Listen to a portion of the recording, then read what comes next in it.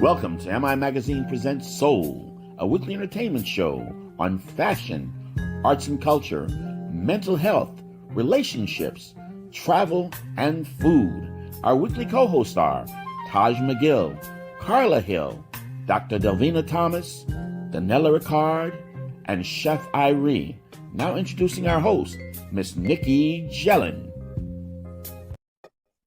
Hello, everybody, and happy Hump Wednesday. So I'm your host. I am Nikki G. Nikki says YOLO, and welcome to So we are here every single Wednesday at 7 p.m. Thank you so much for being our guest tonight. So I want to start the show by saying this. You may not know, but I am Jamaican.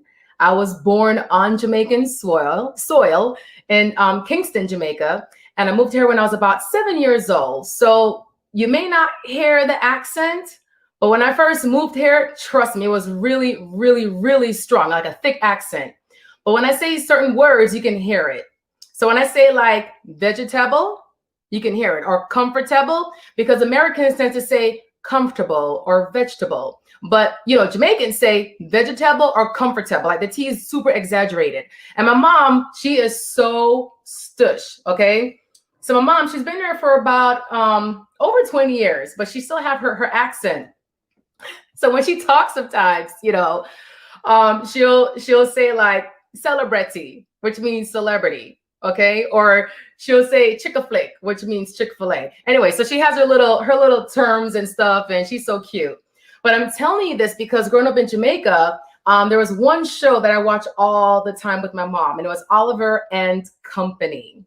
If y'all were in Jamaica back in the 80s, 90s, you know what I'm talking about. So this leads me to our special guest tonight. So there's a festival dedicated to spotlighting Caribbean filmmakers all over the diaspora. So I'll be speaking to Jason Fitzroy in about the next about 20 minutes or 10 minutes or less. So stay put, don't go anywhere. So now a message from our sponsor. So join the African American Black Alzheimer's Disease Initiative at the John P. Hussman Institute for Human Genomics, University of Miami School of Medicine. If you are someone that is experiencing loss of memory or memory problems, or if you know someone who has those problems, please contact their research team for more info at 877-686-6444. That number is 877-686-6444. And now introducing my first co-host. She is our mental health and wellness advocate. She's also the founder of the Brain Love podcast. So Dr. Delvina, what's going on tonight? Hi guys, happy Wellness Wednesday. It's Dr. Delvina. I received a message, a DM from someone who had a question about PTSD, and I thought it would be great to share with you, as some of you may have some of the same questions. Good morning to you, Dr. Delvina. What would you recommend to someone about PTSD? I know they call it something else now. I was shot in the back in 2006, July 4th. I was 20. I am 32 now. Mistaken identity. That night still looms in my subconscious, and I haven't been the same since. It's changed my outlook on everything. Life and death are always on my mind. That person capitalized always. I just want to focus on training my clients and building my business. Any suggestions or advice, anything will help. Dear sir, PTSD, post-traumatic stress disorder, is still called PTSD. It was once called battle fatigue, shell shock, but that's when we thought it was something that could only occur in folks who've been to war and soldiers. But for the last several years, we realized that PTSD can occur in any person who has been the victim or witnessed a very terrifying or threatening event. Typically, it's a trauma that threatens someone's life or physical harm.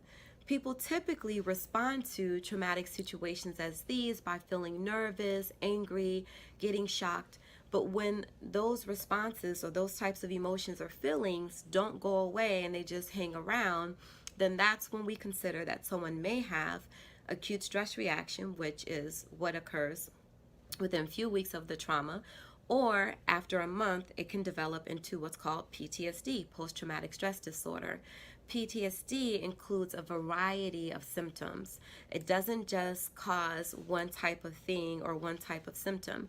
In patients who have PTSD, we notice that they're easily irritable, that they get angry easily, that they can have sadness, depression, that they get anxious or nervous, that they're jumpy, especially when there's a loud noise, that they have sleeping problems, meaning they have a hard time falling asleep or can't stay asleep, or maybe because of nightmares about what happened to them, they can't stay asleep. Also, oftentimes people relive what happened to them.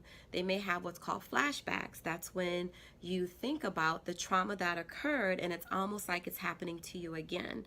They also do things like avoiding places that remind them of the place they were in when their trauma occurred. There's a lot of different symptoms, and the criteria to be diagnosed with PTSD is very specific.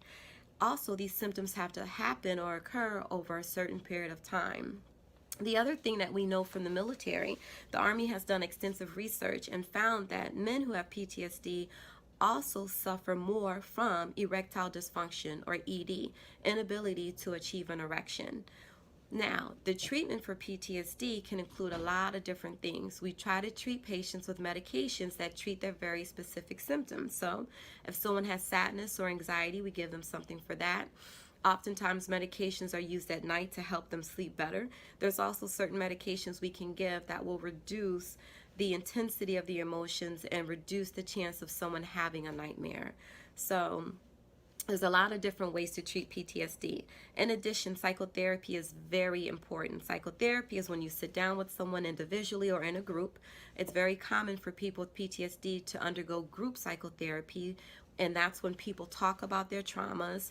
Oftentimes people will go through the very specific thing that occurred to them that caused their PTSD, and they'll all process it together in that group under the guidance of a mental health professional.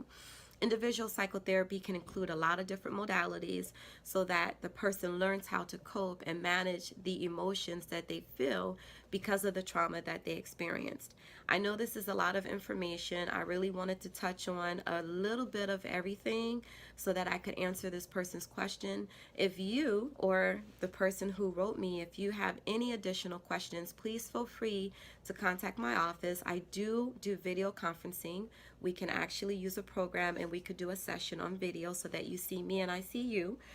If you would like to do that, you can call my office at 305-981-1700. Brain love. Have a great Wednesday, everyone. Well, Dr. Delvina, thank you so much, and we'll see you next week. Brain love. And now on to my next co-host. She is a national TV host herself. She's our arts and culture connoisseur, Miss Carla Hill. Hi, it's Carla Hill with another arts culture feature for MIA Soul. When we think about our community, we must be inclusive of all members of our beautiful Black community. June is many things: Caribbean Heritage Month, Black Music Month. June is also Pride Month. The image here is a newer variation of the Pride flag that includes black and brown colors that represent our Black and Latinx brothers and sisters in the LGBTQIA community. As we look at Pride Month from an inclusive perspective, it's important to remember that the pioneers of the Pride movement were Sylvia Rivera and Marsha P. Johnson. They recognized that the LGBTQIA movement was not inclusive to Black and brown members of the community, even in the 60s and early 70s. They were on the front lines of the Stonewall riots that led to what we now celebrate in June as Pride Month. To learn more about Martha P. Johnson and how she represented Black trans women, along with her friend Sylvia, in the movement, check out the Netflix documentary, The Death and Life of Martha P. Johnson. There's still time to celebrate Pride Month. The first event that I'm going to tell you about is a free event happening this Saturday, January 26th, and it's sponsored by Pridelines. Prideline supports Miami's LGBTQ plus community with access to health care and mental health referrals, leadership programs, and support groups.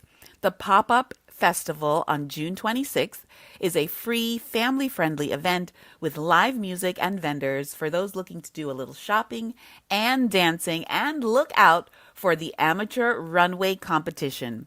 Go to eventbrite.com and search Pride Lines Pride Pop-Up Festival for your free tickets and more information.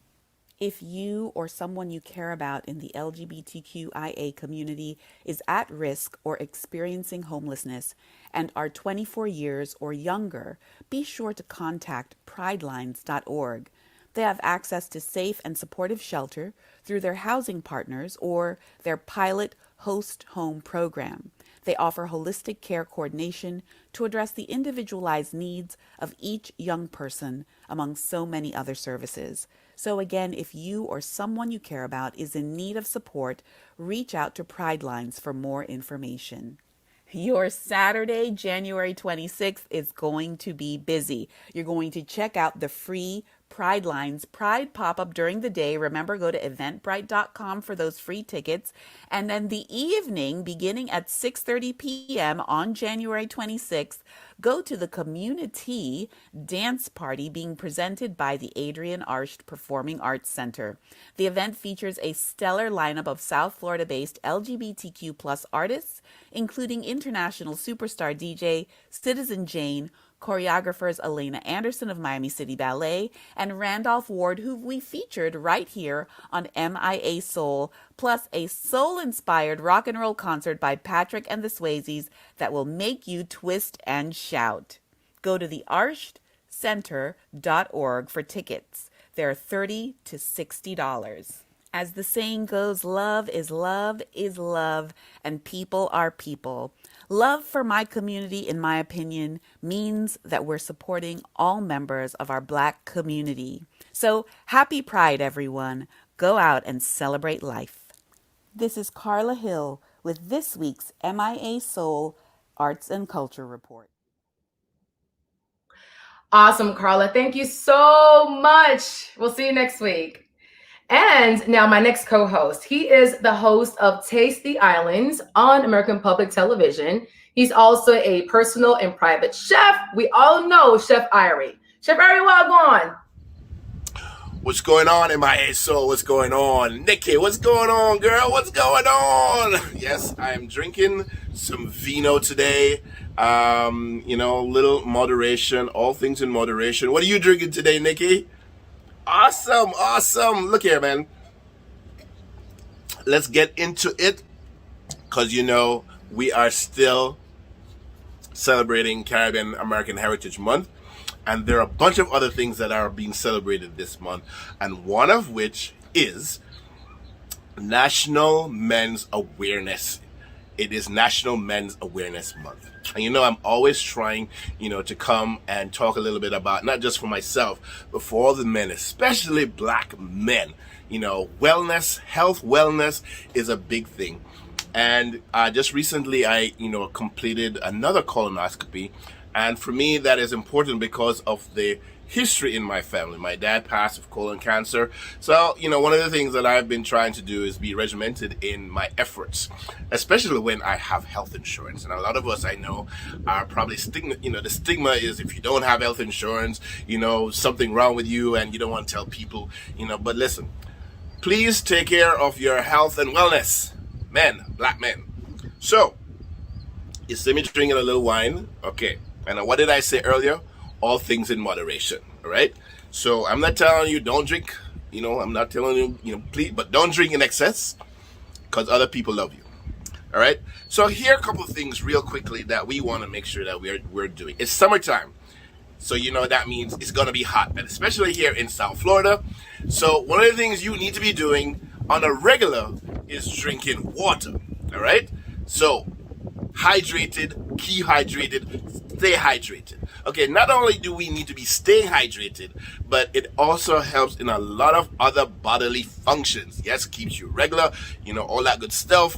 It definitely help with the prostate, definitely help with liver and kidney functions, when you go to the bathroom. So one of the things I need to stress, because you're drinking a lot of water, is that your pee needs to be nice and clear. So work on that. It should not be dark.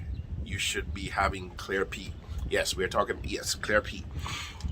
And you need to be drinking at least, minimum 2 of these, at least, 4 to 6 of these. This is about, what is this? This is a 16-ounce bottle. So you need to be at least drinking 4 of these a day. All right. Black people and my Caribbean people. Salt. We know it. Yes. It tastes good it makes our food taste good. But here's what you need to be doing. Moderation. All right. I know we love our salt, but we need to cut back on the amount of sodium intake. All right. Please do that. All right. We are very hypertensive people, and so we need to be cutting back on our salt intake. Blood pressure reigns high in black people, so do that. Here's the other culprit. Sugar. All right. People say, well, brown sugar is better for you over white sugar. Sugar is sugar, whether it's white sugar, brown sugar, maple sugar, stevia, whatever it is. Sugar is sugar. And if your body is not able to convert and get rid of excess sugars, and you need to be reducing the amount of sugar intake. It's a good way to start losing weight. I'm on that. Today I'm going into the gym. Recently I started in my coffee. So I used to take 3 or 4, now maybe 1, sometimes none. So go to the doctor, get regular checkups. And for you people out there, you men out there who are saying, I don't want the doctor come touch me to do my prostate exam. I don't want nobody touch me to go do my colonoscopy exam. Guess what? These things are important, and they're important for your health, not just for you, but for the people that love you. So please go out, get your checks regularly, go see the doctor, and live well and be happy. All right? So that's for me. Peace out. Food and Fire experiences all the time. And remember, check me out, Ricky Smiley Morning Show, this Friday at about 9:45. Or 9:30 to 9:45. Yeah? Peace. All right, Chef. Thank you so much. We'll see you next week. And now on to our featured guest. So again, there's a festival dedicated to spotlighting Caribbean filmmakers all over the diaspora. So I'll be speaking to one of the co-festival and executive directors, Jason Fitzroy Jeffers of Third Horizon Film Festival. So Jason, how are you doing tonight, Mr. Jeffers? I'm doing all right. Yourself? I'm doing pretty good. Thank you so much. You look resplendent, man. You look resplendent. I was trying to fit the festival role, Yeah, man. Spot on. So let's jump right into it. So tell us a little about the festival, or a little about your background to begin with. Yeah, well, I'm originally from Barbados. I've been here in Miami for about 20 years now. My background is originally as a journalist. I used to write for different newspapers in town, the Sun Post, the Miami Herald. And about 5 years ago, some friends and I made a short film called Papa Machete about the esoteric martial art of Haitian machete fencing. And the film did really well. It went to a lot of big festivals like Sundance Film Festival and Toronto International. But one of the things we realized in taking the film literally all around the world, as far away as Zanzibar, is that we weren't seeing too many Caribbean filmmakers at these really, fancy festivals that we were honored to be included in. And that led us to create a festival of our own, because we just felt that Caribbean filmmakers needed a space like everybody else to come together and form a community, because the best films, the best practices, the best ideas come when you're with your people, and so that's how Third Horizon was born. As a collective. So when did you realize your passion for the film industry? Were you little? Did it just hit you one day? When did that happen? Well, it's funny. The first thing I ever said I wanted to do in life was be a filmmaker. But growing up in Barbados, being 6, 7 years old, saying you wanted to be a filmmaker was like saying you wanted to be an astronaut or something. It wasn't exactly realistic. I mean, God bless my mother. She was like, all right, but we'll figure out a way to get you to film school. And that didn't happen. But I feel as if my career in journalism prepared me for filmmaking because it's all telling stories, right? But it wasn't until I was well on into my professional career as a writer that I decided to give it a go. And I guess, 33 years old, I sold all of Oh, my furniture, gave up my apartment, and put some money into my first film. And thank God it did really well, because if it didn't, well, I don't know. I don't know what would and happen. you'll keep going. You'll keep Yeah, going. yeah, yeah. So I'm grateful it's been a success, and I'm grateful that the success of that film has allowed us to create space for other Caribbean filmmakers as well too. That's good to hear. So you're a producer and a writer. So is there like a particular genre that you gravitate towards, or do you have a Yeah, preference? yeah. I mean, I think most of what I've done so far, well, not really, but I've done a lot of documentary work that comes very naturally to me, being a former reporter. I mean, I still work as a journalist from time to time. But I'm in the process of writing a science fiction feature film set here in Miami. Like an Afrofuturist Miami story. A Miami Caribbean story. And so uh, I try to mix it up a bit. I have a lot of different interests, and I think some of the most interesting films blend genres and ideas that you wouldn't necessarily expect go together, which actually is what the Caribbean is if you think about it, right? The Caribbean is like this blend of cultures from all over the world. So I personally have fun mixing styles and ideas that don't seem as if they fit. Okay, so I guess a fusion of different genres. Yeah, that would be it. That would be it. Okay. So where will the festival be broadcasting? Sure. Well, this is our fifth year, and in the past, we've been at the festival has been at O Cinema, an amazing community partner of ours. However, due to the events of the last year, we decided to take it online, and we made that decision before things started opening up. And then we realized, well, we could go back to having it in person, and we will again at some point. But we said, let's make the festival primarily online, because the great thing about having an online festival is that you can reach the entire Caribbean diaspora at once. So we're broadcasting from Miami to the Caribbean, to New York, to Toronto, London, you name it. But in addition to that, we're also doing in-person screenings here at the Night Owl Drive-In downtown, and also the Perez Art Museum Miami. So there's a great mix. If you want to watch Third Horizon in person, you can buy a ticket on our website, thirdhorizonfilmfestival.com, and show up at one of our venues and watch a film there. However, if you don't feel like leaving your house, you can buy your ticket, watch the film on our website, or you can download our official Third Horizon Film Festival app, which you can find on Apple TV, Amazon Fire TV, and Roku as well. So there are lots of options for however you want to tune in. And what parts of I know you say Caribbean, I say Caribbean, tomatoes, but Yeah. what parts of the Caribbean can we expect to be a part of this festival? Sure. We make it a point that we try to serve the entire region, because one of our arguments is that, we're in a moment where so much of the world and our society is reckoning with cultural tension, and not that the Caribbean is a utopia by any means, but it's also one of the most diverse places in the world. The number of languages and cultures and backgrounds that people in the Caribbean come from is astonishing when you think about how tiny these countries are. So every year within the festival, we showcase films from the Dutch Caribbean, Aruba, Curacao, from the English-speaking Caribbean, Barbados, where I'm from, Jamaica, Trinidad and Tobago, Guyana, from the Spanish-speaking Caribbean, Dominican Republic, Cuba, French, Guadeloupe, Martinique, Creole, Haiti. So we have films from all of those places in the festival. No, that's amazing. So again, okay, so this festival now, this year will be online and also on site as well. Sure, yeah. Okay, and when does the festival begin? It starts tomorrow, June 24th, through July 1st. Okay.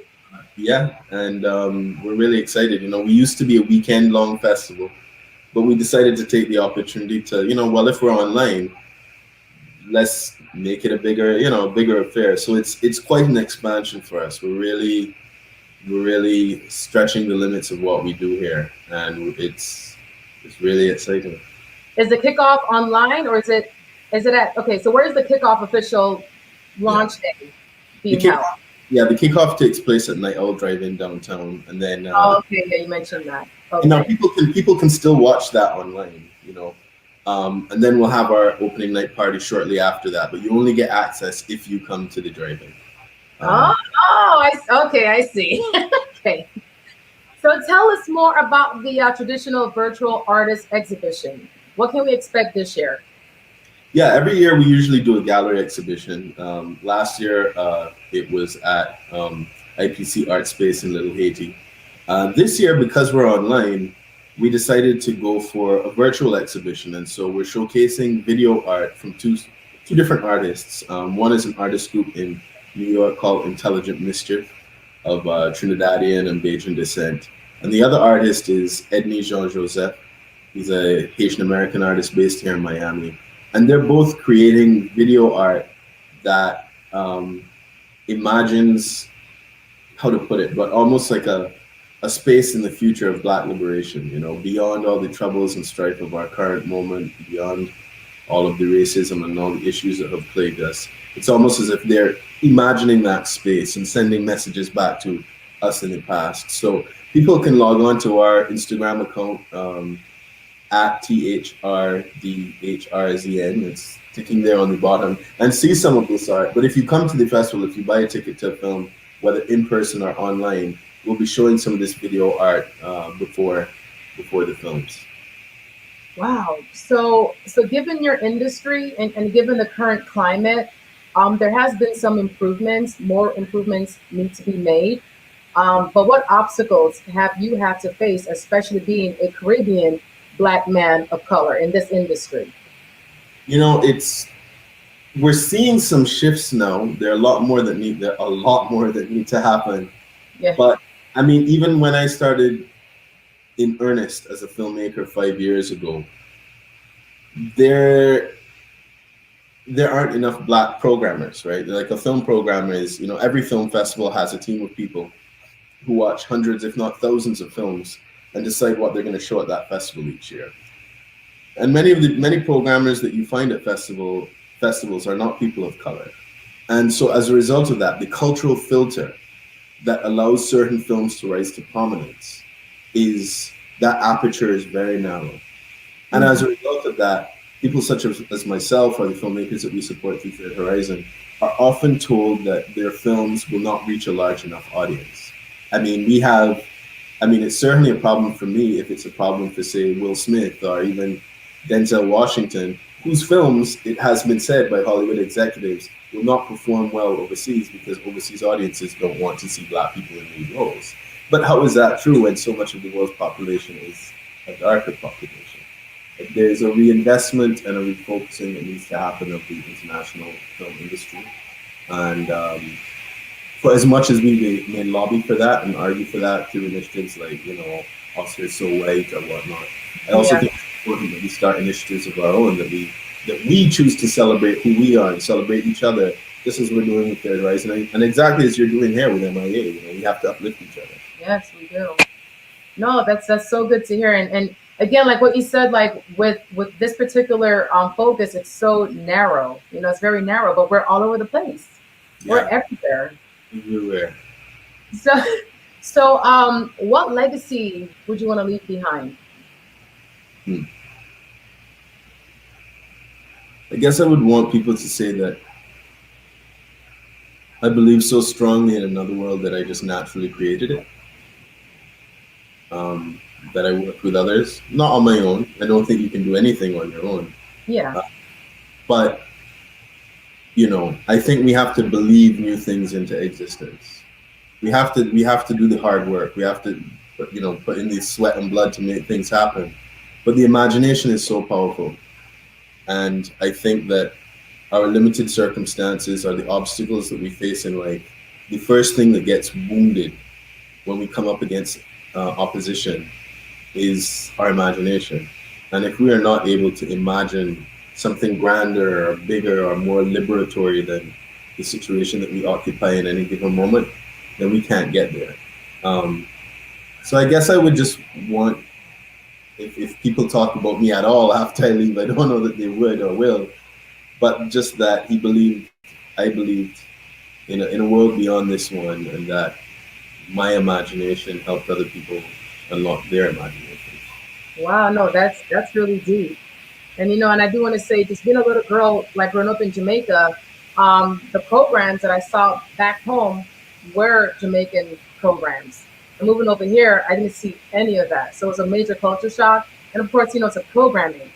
Yeah. So in Barbados or Haiti, Bahamas, or Jamaica, you see programs for you and your people. But if you come abroad over here, totally different. But again, Yeah. it has changed. So thanks to the Roku's, thanks to the Prime Videos and the Netflixes, they're giving people like you and your platform a voice to show those stories. So it's because of those platforms, I'm like, oh, what?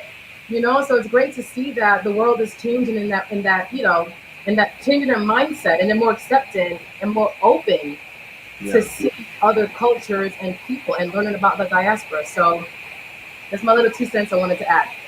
So again, so a lot of these filmmakers at the festival, we can see their work again on Roku. We can see them on different streaming platforms and so forth. And it's also on the website as well. Yeah, everything's on the website. Okay. The films that we're showing, you'll only be able to see them for 1 week during the festival. I mean, a lot of them will end up on, different streaming platforms, maybe a year down the road, which is why film festivals are so important, right? It gives you an opportunity to see the next hot thing maybe a year before everybody else sees it. Yeah.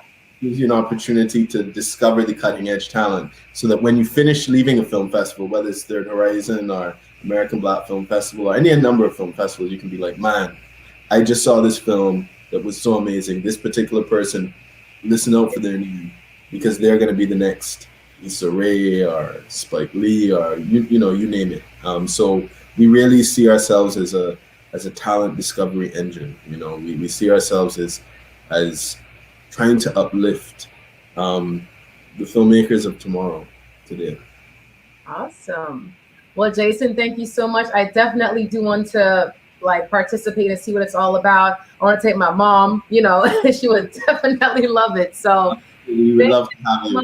Love to have you. Just let me know what you want to see, and sounds good. I'll hit you up afterwards. cool. So thank you so much for being our guest tonight. Congratulations to the 5th annual festival. And yeah, we'll see you soon. So enjoy your Wednesday. Thank you. You What's too. left of it. Yeah. Now, everybody, tomorrow is Thursday.